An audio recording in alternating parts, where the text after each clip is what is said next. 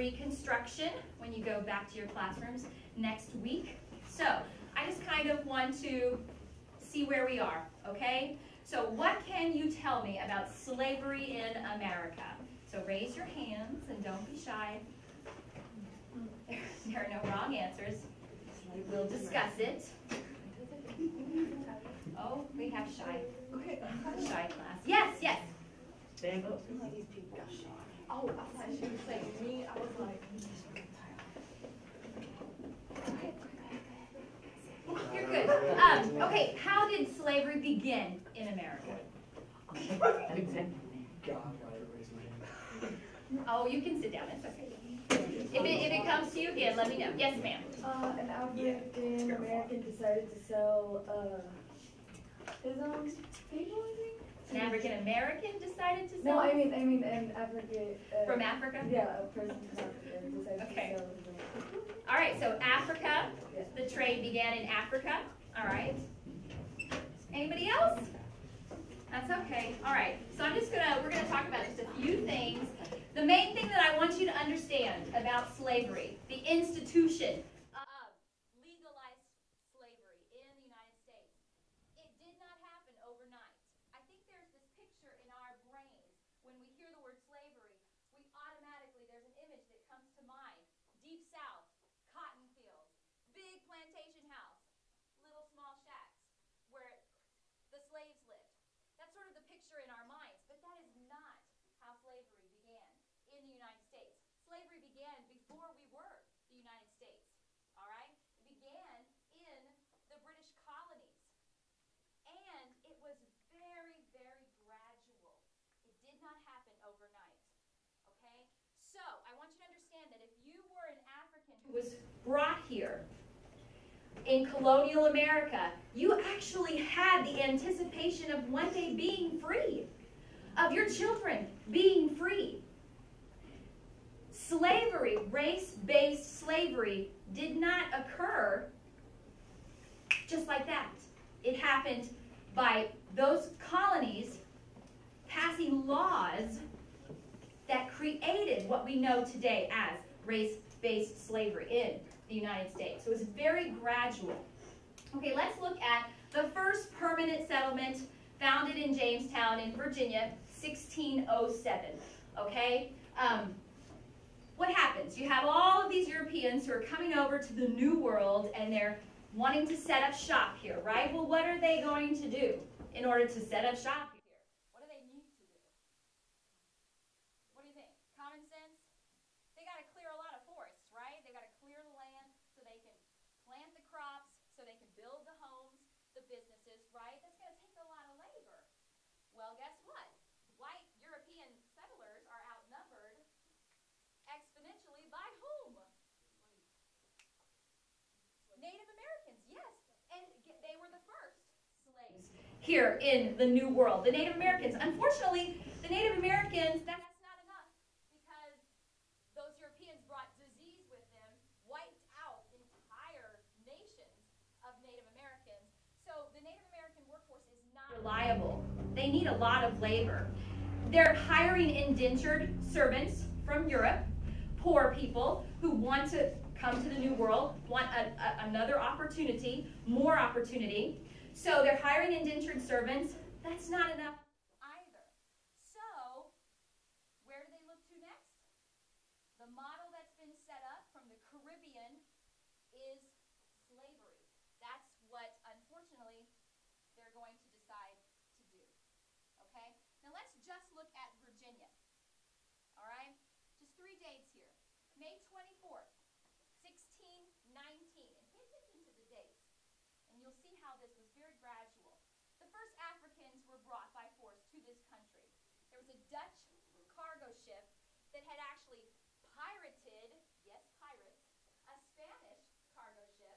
And that Spanish ship happened to be carrying slaves from Africa.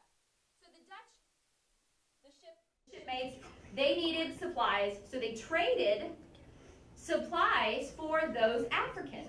And those were the first Africans to set foot on this continent or in the colonies. Now, at first, they were treated like indentured servants. So you work for a while, then you're going to be free. Okay? It wasn't until Virginia started passing laws. Virginia passed a law in 1663 saying that if you, a woman, if you're a slave in Virginia, your children are also going to be slaves by law. So now slavery is tied to generations. But Virginia went even further. In 1705, Virginia said, hey, if you were not a Christian in your native land, when you come to Virginia, you're automatically a slave. So now Virginia has decided to tie slavery to race. Not just as a generational thing, but now it's based on race. Okay? Also in 1705, they started passing what they called slave codes. So now, before 1705, believe it or not, if you were a slave and you had a beef with your master, he wasn't treating you appropriately, you could take him to court. You didn't win very often, but you could at least take him to court, right? After 1705, you could not do that anymore. No slave could testify in court. No slave could bring any grievance against their master to court. Also in 1705, Virginia made it legal for masters to do whatever they wanted to slaves with no legal repercussion. They could murder their slaves as punishment for breaking one of their house rules, and they would not be brought to justice at all. It also stated that if you were a slave and you were found guilty of robbery, you were hanged. You were found guilty of murder, you were hanged. Okay? So, look at this, guys. We've got 1619 all the way to 1705. It's very gradual. And how does slavery become an institution? By passing laws. Individual colonies, not just Virginia, but all over, they started passing laws, making slavery legal in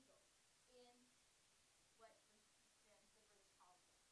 What do you know about the Middle Passage and the triangular trade? The most important fact about that, do you think? Little louder? No? Right, okay, this is how the Africans, okay, were brought. Now, most Africans were actually brought to Central and South America. We actually got fewer, but we got millions, so. Okay, it's our economy, guys. The main thing I want you to leave here understanding is that slavery is the foundation of this nation. This nation was founded, all of its economy was based on slavery, race-based slavery, North and South. It's probably very interesting to note, it was actually Massachusetts that was the first British colony to recognize slavery as legal. Massachusetts, that's the North, right? Don't we usually think of the South being, those are the slave states, right? No, that's not how it was. Georgia was actually the last state to legalize slavery. Now, props to Massachusetts, because I love Boston. They were the first state in 1783 to say that slavery is illegal, okay? But it took from 1619 to 1820 for the northern states to decide we're going to ban slavery. 1820, the Compromise of 1820, the northern states collectively said no more slavery north of this particular latitude, longitudinal line, okay? But it took until 1820. That's just in the north. Now we know, because you've been studying the Civil War, they didn't actually abolish slavery until the Civil War was over, right?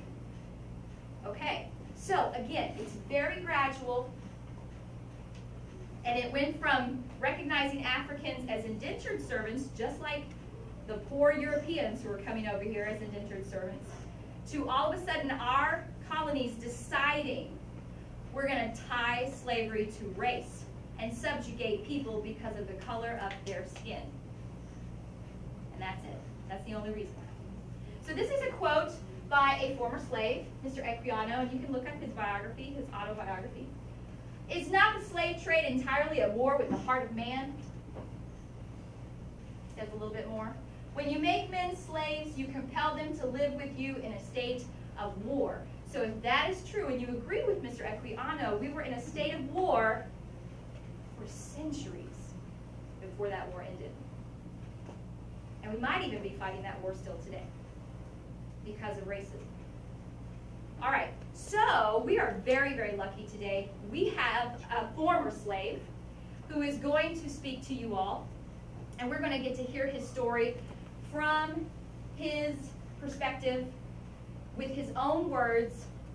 He lived through slavery, but he was also able to live as a free black man. At the end of the Civil War, he was still fighting for equal rights. And are you guys ready to go back in time? Yes. Yes.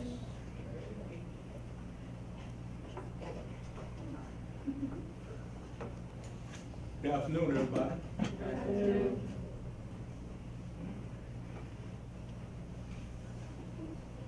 My name is Robert Falls. Everybody call me Jim. From the first time I can remember being on this earth, I was up there in the big house. Yes, sir. The reason I was up there in the big house, I wasn't no more than about 5 years old. But I was up there so I could be a playmate for the little white children. From way back as far as I can remember, my nearest recollection, my master introduced me to my new master, which was his son, named Joe. Joe was 2 years old. I was 5 years old. He was my master. And he introduced me like, this is your property right here. Sure did. You got to understand, none of us, when I said none of us, I'm talking about slaves. None of us wasn't allowed to see no books and try to learn nothing. No, they said we get smarter than they was if we learn anything. But we slips around and we find that old Webster Blueback book and we hides it to way in the night. And we lights us a pine torch and we gather around it and we studies that spelling book. And we learn it too. Now me, I used to handle that little book 3 times during the day too. Because little Master Joe, he sit up there at the table to eat. He wasn't tall enough, so I put that book underneath him so he sit high up there at the table. I did that 3 times a day. I'm gonna tell you something else. I ain't never been to school a day in my life. Never been to school. I learned how to talk pretty good, because you see, I was up there in the big house with the master. And I used to hear the master and them talk, and I learned how to talk pretty good. And I'm gonna tell you this right here. I was glad I was up there in the master's house, up there in the big house. You know why? Because if you wasn't up there in the big house, you was working out there in the field. People out there in the field, they had it real bad. They had it real bad. Now, I was about 12 years old, about the same age as some of y'all in here, when everything changed for the worse for me. Think about this right here. I'm 12 years old, and this happened to me. See, my mama, she worked for a man, she was owned by a man by the name of Mr. John Williams. And I come born to her on his plantation. I never will forget this. Come one Friday, never will forget it as long as I live. It's such a bad day for me, I call it that old blue star day. Bad star day for me. Mr. Williams, he comes up there and he hollers out, he says, Dallas? Dallas is what they call my mama. He said, Dallas? He said, you allowed Jim to walk down the street with me? She said, all right. So she hollers in there to me. She said, Jim, said, you be a good boy and you behave yourself now. I said, yes, ma'am. That's the last time I ever seen my mama. I ain't never heard her voice no more. So didn't. They went out and sold me. They sold me to a new master. I'm working out there in the field. My new master, he grow cotton. We works out there in that field 6 days a week. Sun up, sun down. I tell you something else. Let me tell you how they used to feed us little children.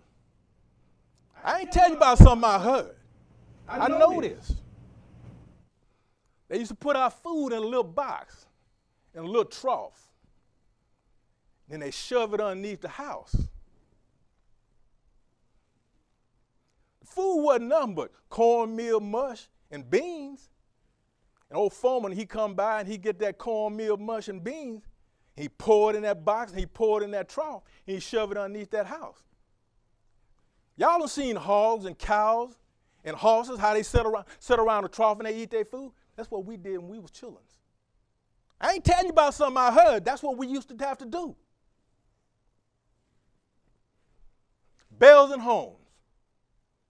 A bell for this, a home for that. That's the only way we know how to come and go was by bells and homes. They had old ram horn used to blow. When we heard that horn, we know it's time for us to line up. All 75 of us to line up. It's time to go to the field. We line up and we head down to that old tool shed. We pull out that hoe. Or if you're the ones behind that plow, you hook that mule up to that plow and you head out to the field. That's the way it was. I'm telling you what I know day in and day out. That's the way it was. Tell you what I did. I made up my mind I was going to run off so it's the first chance I get. But you know, running, that was dangerous business. See, the punishment for running off is you got caught. Either one or two things are going to happen to you. They're going to beat you half to death or they're going to kill you. Well, I decided I ain't want to have no idea, no business like that. Until this one special night, I never will forget it. I gone over to another plantation, Coating. Now, Coating is what y'all call today, y'all call that dating. I went over there to see a girl, I'll tell you. When I went over there, this old woman, she comes up to me and she says, I got this real pretty girl. And says she want to go across the river over there, and she asked me if I'd take her. Well, now you got to understand this right here. Across the river over there was Ohio. Ohio was a free state. If you made it over there, you was free. But I also know what happened if you get caught. So I was scared and I backed out of that in a hurry. Till I saw that girl. Boy, she was a pretty girl. She was the prettiest thing I ever seen in my life. Y'all laugh, but I'm telling you, pretty girl make you do some crazy things. Well, make a long story short, next thing I know, I was out there rowing that boat and the current was so strong, I was trembling so much, I don't know how I got and how far I did. It was so dark you couldn't see a hand in front of your face. I couldn't see nothing. But you know what?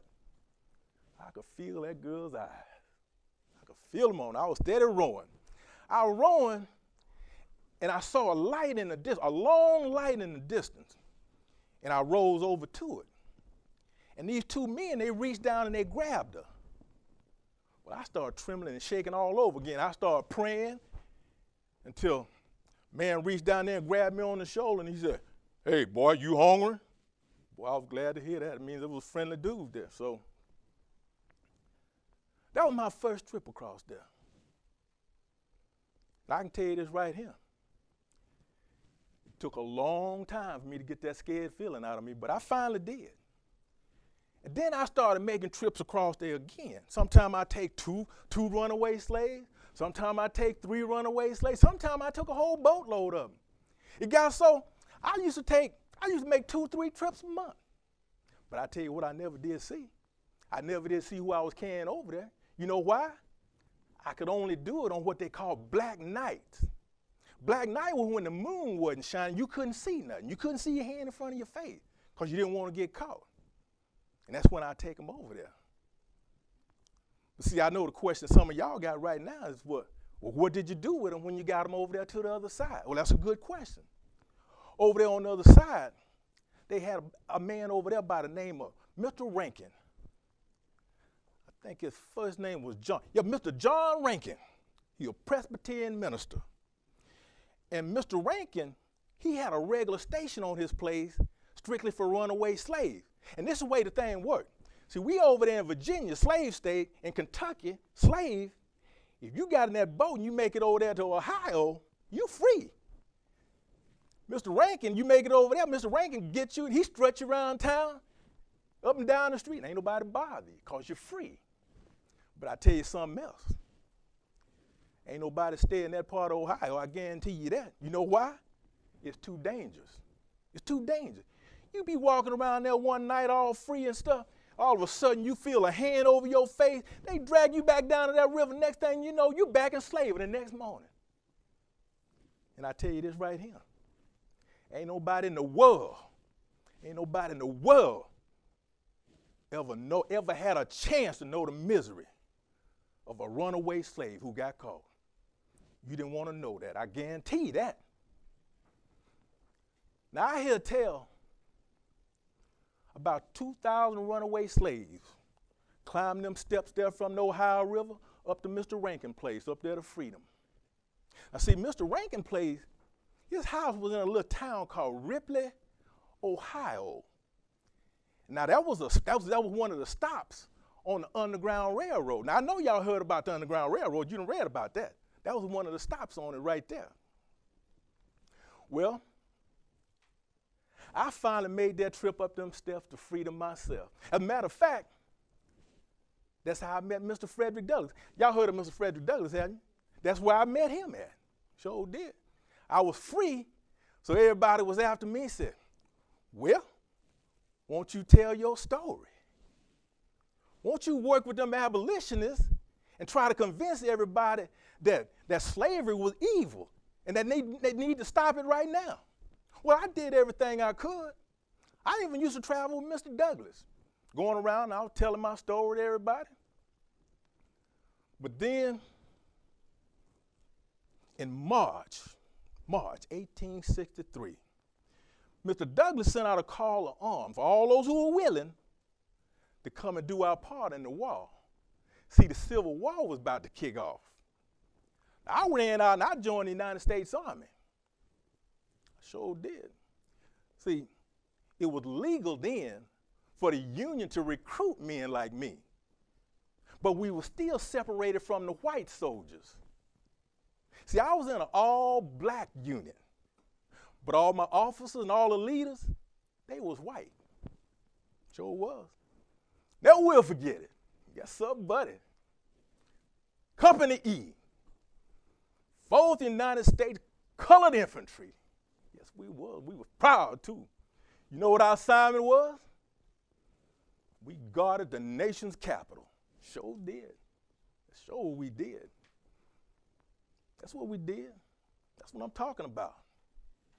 4 June, 1865. Yes, sir. 4 June, 1865, they said that marked the end. That was the end of this evil that they call slavery. That's the end of it now. That's what they said. But you know what?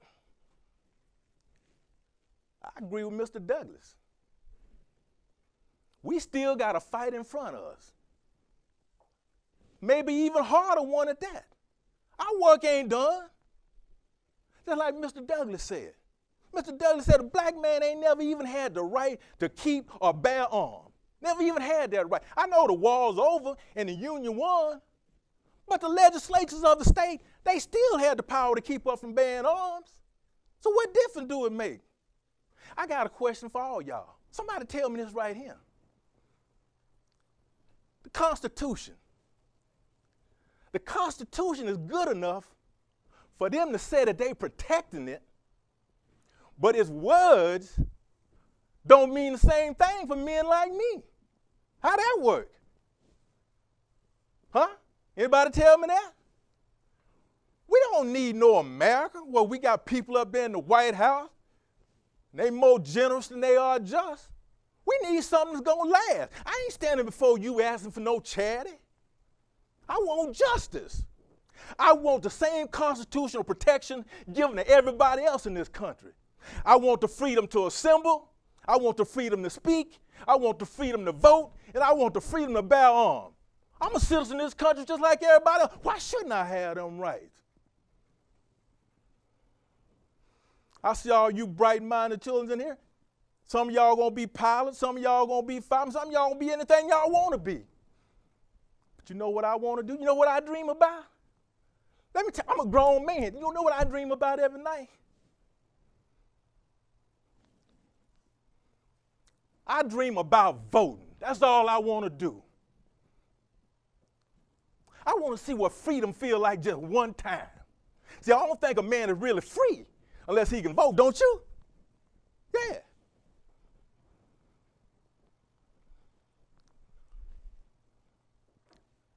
I want the same rights as everybody else in this country. You know, from toting cotton to rowing them slaves across over there to the Ohio to defending my country in a time of war. Just one time, I'd like to know what it feels like to slip that old ballot in that old white box just one time. That's all I want to know how to do. Now listen to me. I just told y'all my story. I looked at every one of y'all's eyes. I see a bunch of smart children here. Y'all some smart kids. And I can tell you something else. 15, 20 years from now, y'all collectively gonna be running this country right here. I just told you my story because my story is your history. You gotta know your history because here's the thing. If you don't remember your history, if you forget the things that were done in the past and slavery was wrong, the wrong thing was done in the past, you know what? If you don't remember it, you're doomed to repeat it. That's why when they invited me over here, I came over here to tell my story. I jump on opportunity to tell y'all about what I went through. Because I don't want y'all to do this no more. When y'all get into y'all position of power and you running this country, I want you to look back upon and say, we ain't doing that no more. I thank you for listening to me. You guys have any questions for Mr. Falls? Don't be shy.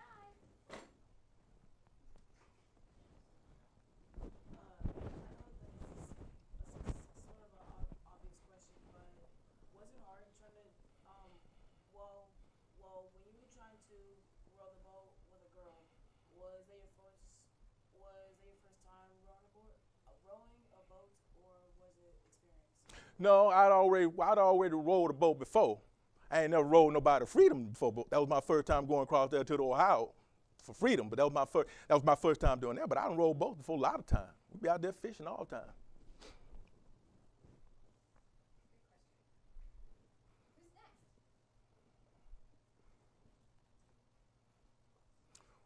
Well, You want to know about working in the big house, working in the field? I tell you the best I can.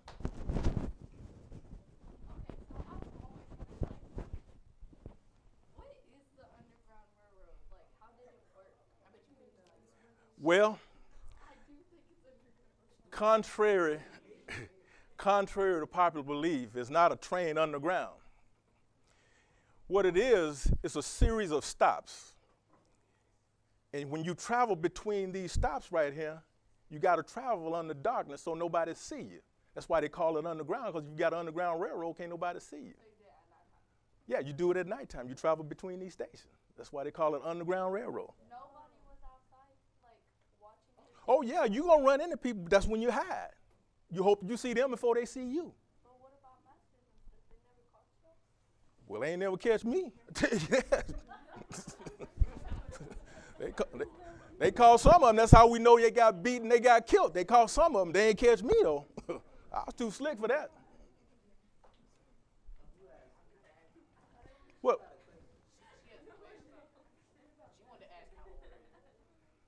Well, I was born in 1840. Yeah.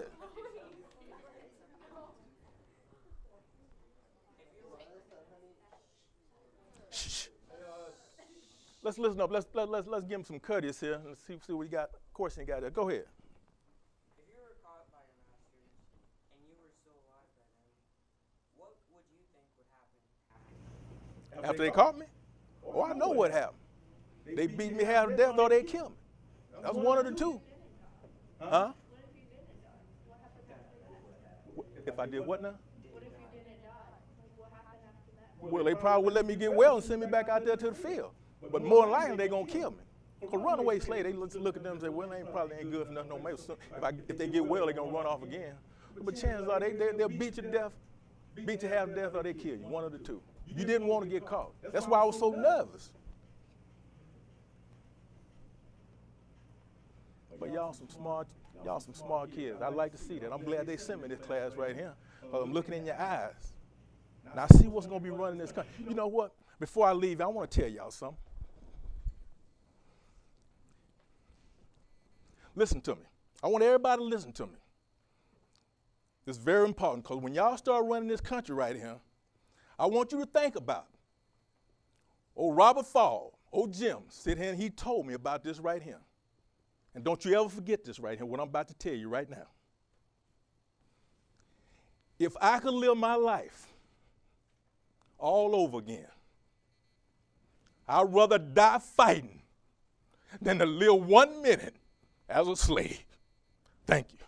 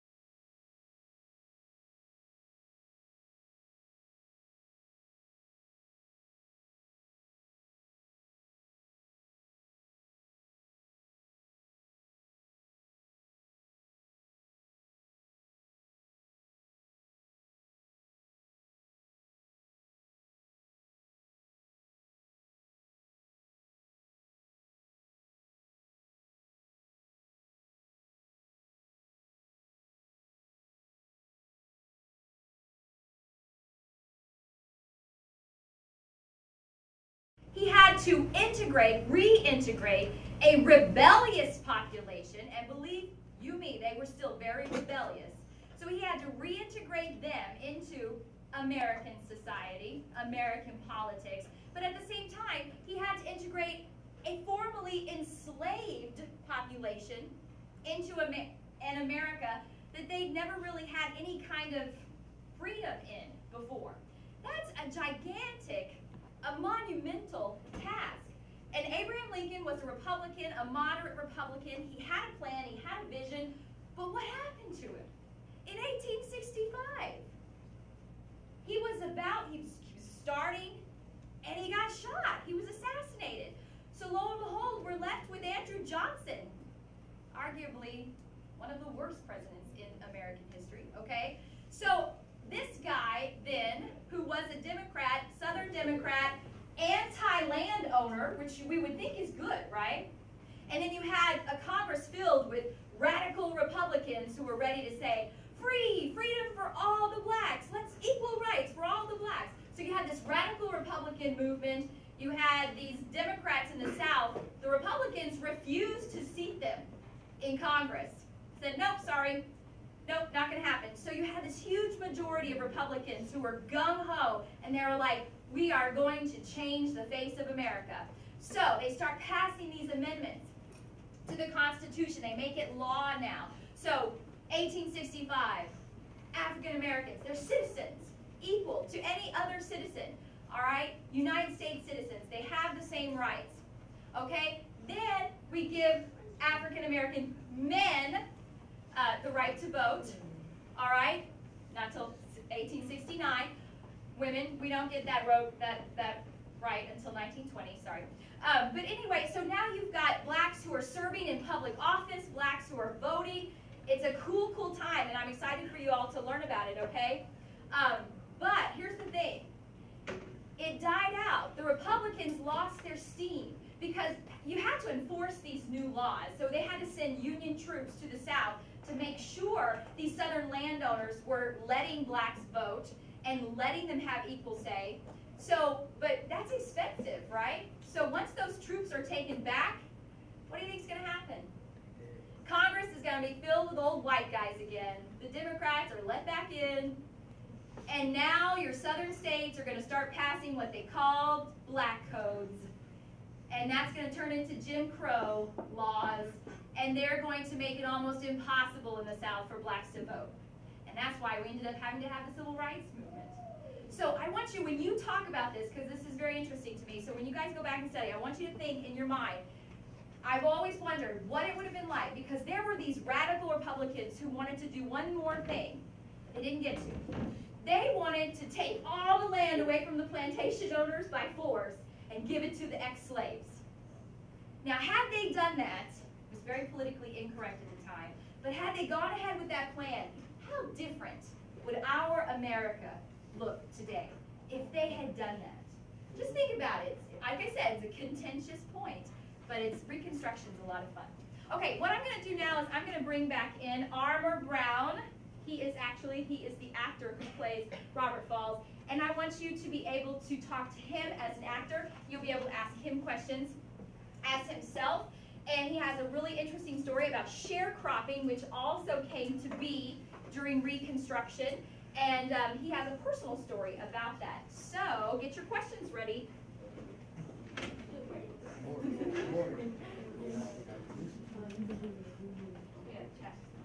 All right, so everyone, this is Armour Brown, and he's retired military, he's a civil servant, he still works over at Fort Sill. He's also a volunteer with myself at Lawton Community Theater, and he's an incredible actor.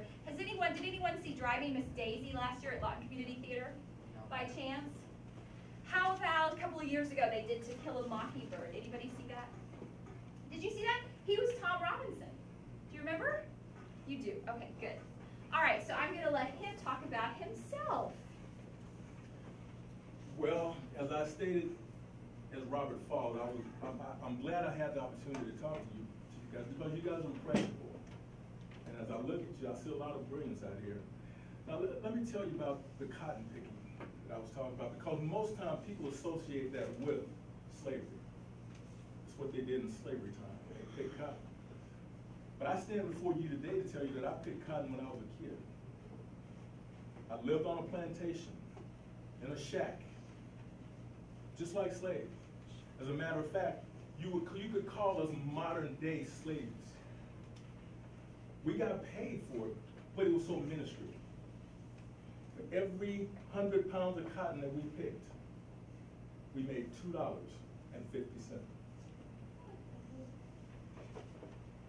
It wasn't slavery, because they didn't pay their slaves.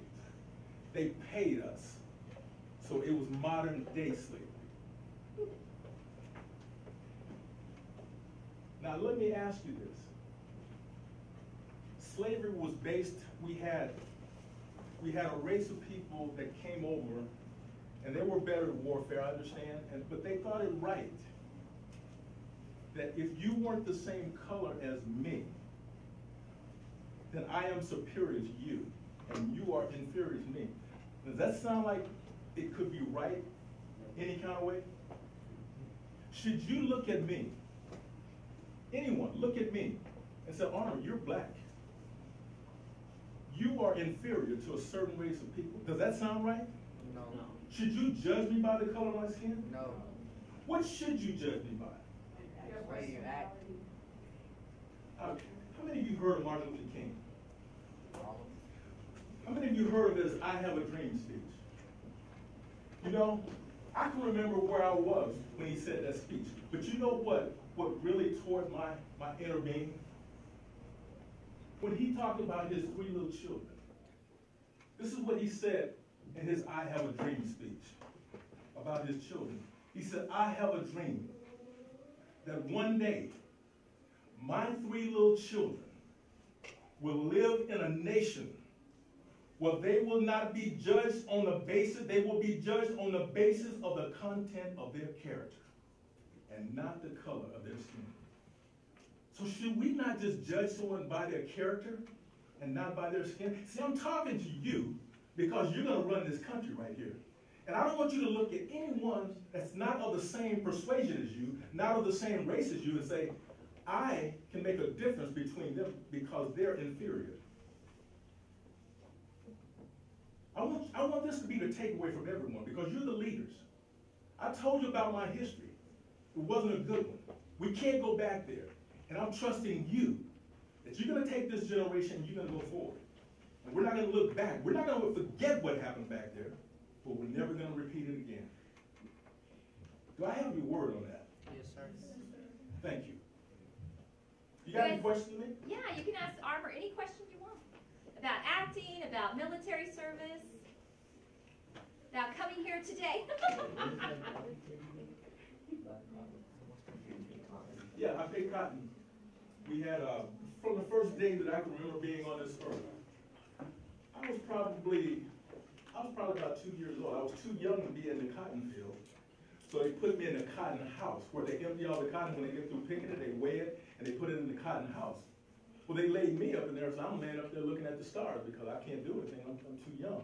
That's the first day that I remember being on this earth. When I got old enough, I was out there and I was picking the cotton to the tune of 2.5 cents a pound, which means 100 pounds equals $2.50, which is, I told you, which is negligible, but it was modern day slavery. So yes, that's what I was talking about, picking cotton. Who else? Was that kind of a lot of money back then? Well, it was kind of, when you think about it in the terms of where we were, we never wanted for anything. Let me put it in perspective for you. When I was going to school, they gave me 75 cents a week for lunch because my lunch was only 15 cents a day. And that was a full meal with milk. So that's how far a dollar could take you back in those days. So it gives you some idea of what the dollar was worth versus where we're at right now. So you're absolutely right. If you try to compare that $2.50 that we're making for 100 pounds of cotton, and you try to compare it to today's rate, that's worse than slavery. But back then, it wasn't as bad as it sounds. A popsicle was a nickel, 3 cents. Okay, so, oh yeah, how did you try to be in any movies? The movies? I'm not good at that. I like talking to you guys. That's why I want to be in a movie. Or you think I'm good enough to be in a movie? All of us watch movies. So you would still be talking to us. That's true. Watch That's movies. true. I'll put that on my things to do on my bucket list. Yes, you need to. Yes, sir. In your story, when you said the big house, do you meant like the White House or just a white man? Yes, and that's a good question. When I say the big house, you got to think there's a plantation where all the slaves worked at. They lived in shacks all around this plantation, and they worked out there. But there was a big house, let's say sitting on the hill, where the master lived at, where the white lived at.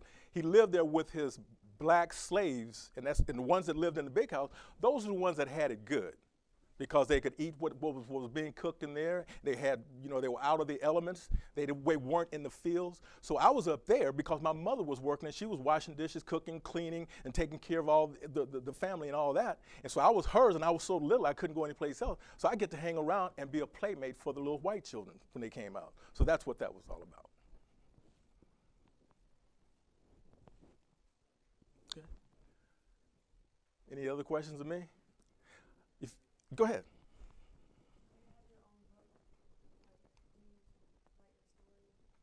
No. Robert Falls. This is a true story about Robert Falls. He was an associate of Mr. Frederick Douglass. But this was, the spill that I gave you today, all of it was true. Every last bit of it was true. But it was put together by Ms. Thomas here. She asked me to do it, and she gave me, and she told me to talk about it. And then I did some research about Frederick Douglass in case you asked some of that stuff too. But no. But these are actually, they're called the slave narratives. In the Great Depression, the Library of Congress, the government sent out reporters to interview former slaves, so they would have their voices recorded. So the dialect, the words that he's saying and how he spoke them, I was able to actually hear those words. And so they're slave put together, pieced together. So these are real people. And Robert Falls, that quote that he says at the end, "I'd rather die fighting," that is an actual quote by Robert Falls. So yeah, these are slave narratives. So every word of that was true, guys. A slave experience, every bit of that. Before you ask your question, I want you to remember too, because I want you to ask it, because I'm so old I'll forget if I don't do what I'm getting ready to do right now. Okay, remember when I told you about those slaves that were walking up those steps from the Ohio River to Rankin for freedom? Those are real steps. They're real and they're here today. I have never seen them, but I've got a gentleman back here. He's actually walked up those steps. He actually saw where Mr. Rankin lived at. You want to tell him about that? Yeah, all right. So my great, 3 or 4 grades, I don't know, uncle had a stop on the Underground Railroad in the Rankin Ring. So like Rankin was like kind of like the I guess general's brave, for lack of a better term. Rankin kind of ran that ring, and there's a bunch of different stops that he was involved with, and my uncle had one of those stops. So we went back, my dad and I went back and looked at the Rankin house and those steps. I mean, it's a bunch of them too. It's hundreds. Yeah. Of like steps up to the Rankin house where they would and stuff. Yeah, and thank you very much. So that tells you that everything I'll tell you was true, and those steps still exist today, and he actually saw that. I didn't go down on her up. My brother did. Yeah, you saw him. I just want to Oh, we're pretty good at that kind of stuff. Yeah, so it didn't take fun. You guys go to 7th hour. Thank you guys. You were great on it.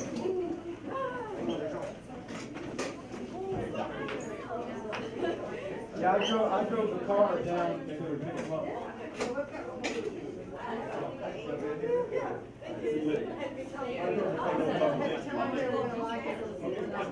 I drove the car around to pick up my brother. He didn't go up with it, he went down. Yeah, he went down. Here's Mr. Would you put that over my desk? Sure, I'm gonna go back. Mandee is doing the Channel 7 thing, Lord, I don't want to go do that. I'll put it right there, thank you. I'm gonna take a bathroom break, sir, I'll be back. Hey, thank you.